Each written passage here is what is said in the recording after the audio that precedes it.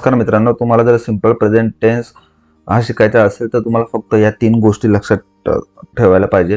ह्या जर 3 गोष्टी तुम्ही लक्षात ठेवल्या म्हणजे तुम्ही मराठी कोणत्याही सिंपल प्रेझेंट टेन्सचे मराठी वाक्य तुम्ही सहज इंग्रजीमध्ये बनवू शकतात. तर मित्रांनो मी तुम्हाला त्याच्या अगोदर काही महत्त्वाची गोष्ट सांगतो. जर तुम्हाला इंग्रजी बोलायला शिकायचं असेल तर तुम्ही फक्त हे 12 काळ पूर्ण करा म्हणजे तुम्ही हमखास इंग्रजी बोलू शकतात. तर चला मित्रांनो, आता आपण बघूया सिंपल प्रेझेंट टेन्सचे मराठी वाक्य कसे ओळखतात. तर मित्रांनो, जेव्हा वाक्याच्या क्रियापदाच्या शेवटी म्हणजे हे जसं की राहुल खेळतो हे एक क्रियापद आहे. जसं तुला वाटतं याच्यामध्ये वाटतं हे क्रियापद आहे. तर क्रियापदाच्या शेवटी जेव्हा ते, तो, त, ता, त, तोस, तेस हे अक्षर राहिल्यास ते वाक्य समजून घ्या मित्रांनो की सिंपल प्रेझेंट टेन्सचं आहे, म्हणजे साध्या वर्तमान काळाचं.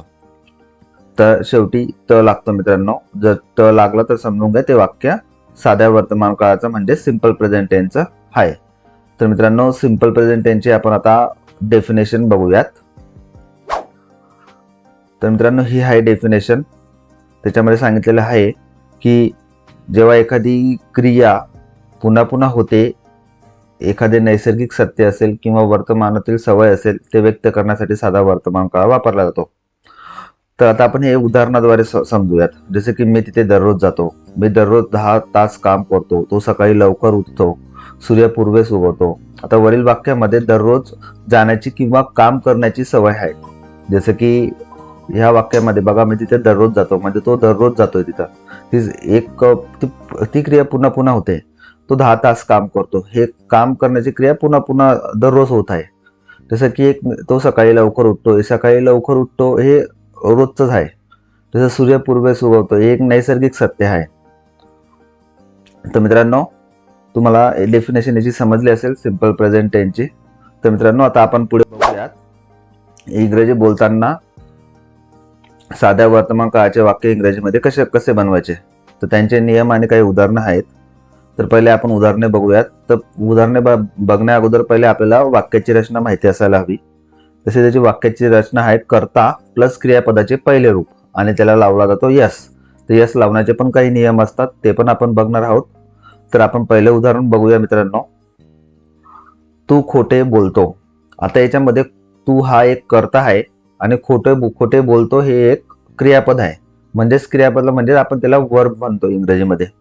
आणि तू हा एक कर्ता आहे म्हणजेच काय, त्याला आपण सब्जेक्ट इंग्रजीमध्ये सब्जेक्ट म्हणतो आणि मराठीमध्ये त्याला आपण म्हणतो कर्ता.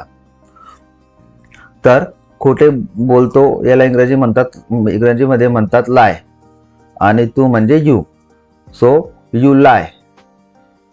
तर अशा प्रकारे कर्ता प्लस क्रियापदाचे पहिले रूप नुसार मराठीचे इंग्रजी वाक्य झाले आहे यू लाय.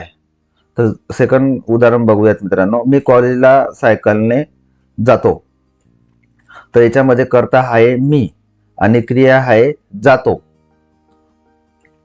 तर त्याचं वाक्य होणार I go to college by cycle.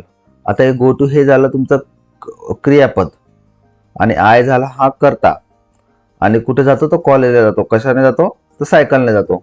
आता ते कशाने जातो हे आपण इंग्रजीमधल्या शब्द प्रीपोजिशनने बाय हा वर्ड दिलेला आहे.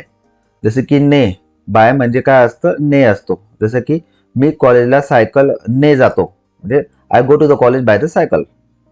I go to college by cycle याचं हे उदाहरण होईल इंग्रजीमध्ये. तर मित्रांनो, आता आपण त्याचे काही नियम बघूयात. तर पहिला नियम आहे मित्रांनो की जर कर्ता हा एक वचनी असेल तर क्रियापदाला यस लागतो. जसं की ह्या उदाहरणामध्ये बघा, ही डान्सेस. तर ही हा एक काय आहे की कर्ता आहे आणि तो काय आहे, एक वचन आहे. एक वचनी असल्यामुळे त्याला यस लागला. पण जर अनेक वचनी असेल तर खाली बघा दे कम. इथे कर्ता काय आहे, अनेक वचनी आहे. अनेक वचनी असल्यामुळे त्याला यस लागत नाही. पण आता इथे काही एक्सेप्शन आहे मित्रांनो. म्हणजेच काय की जसं की आय आणि यू हे एक वचनी असले तरी सुद्धा क्रियापदाला यस लागत नाही. जसं की इथे बघा यू स्माइल. इथे कर्ता यू एक वचनी आहे पण क्रियापदाला म्हणजे स्माइलला यस लागत नाही. जसं मी सांगितलं की कारण आय आणि यू हे जर कर्ता असेल तर त्याला यस लागत नाही. तर मित्रांनो आता आपण नियम दुसरा बघूयात. क्रियापदाला एस लावताना शेवटी ओ एक्स एस एच एस किंवा सी एच असेल तर एस ऐवजी ई एस लावतात. जसे की उदाहरणार्थ तो जातो. आता बघा इथं मराठी सिंपल प्रेझेंट टेन्सचं वाक्य आहे, त लागलेलं आहे शेवटी म्हणून सिंपल प्रेझेंट टेन्सचं वाक्य आहे. ती शिकवते, त लागलेलं आहे म्हणून सिंपल प्रेझेंट टेन्सचं वाक्य आहे.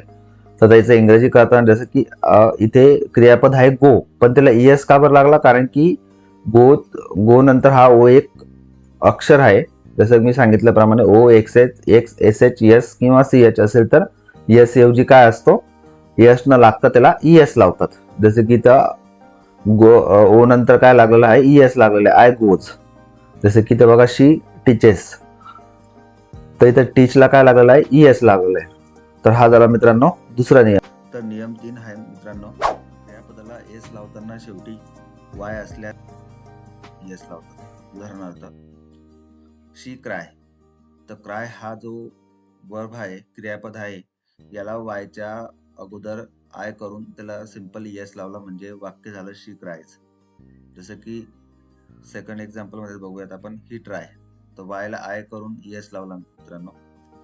पण जर वायच्या आधी स्वर राहिल्यास वायचे आय होत नाही तर फक्त येस लागतो. तर ही प्ले, तर वायच्या अगोदर ए हा एक स्वर आहे. तर आपल्याला माहिती आहे मित्रांनो की इंग्रजीमध्ये 5 स्वर असतात, ते म्हणजे ए ई आय ओ यू. तर म्हणून मित्रांनो इथं फक्त वाय नंतर यस लागलेला आहे.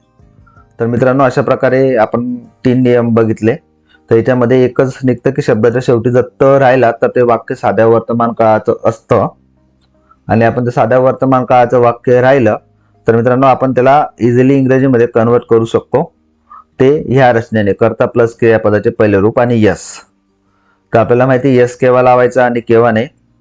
तर मित्रांनो मी आशा करतो की तुम्हाला हा व्हिडिओ समजला असेल आणि सिंपल प्रेझेंट टेन्स बद्दल कोणताही प्रश्न राहिला नसेल.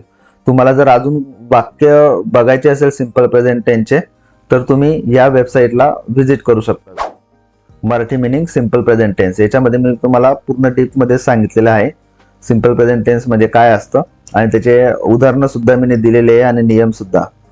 तर तुम्ही याची प्रॅक्टिस करू शकता. तुम्ही जर प्रॅक्टिस केली मित्रांनो तर तुम्ही हमखास सिंपल प्रेझेंट टेन्सचे मराठी वाक्य इंग्रजीमध्ये सहज बनवू शकतात. तर मी आशा करतो मित्रांनो तुम्हाला सिंपल प्रेझेंट टेन्सचे सिंपल प्रेझेंट टेन्स काय असतो हे तुम्हाला समजलं असेल. तुम्हाला जर व्हिडिओ आवडला असेल तर कृपया लाईक, शेअर आणि कमेंट करा. धन्यवाद.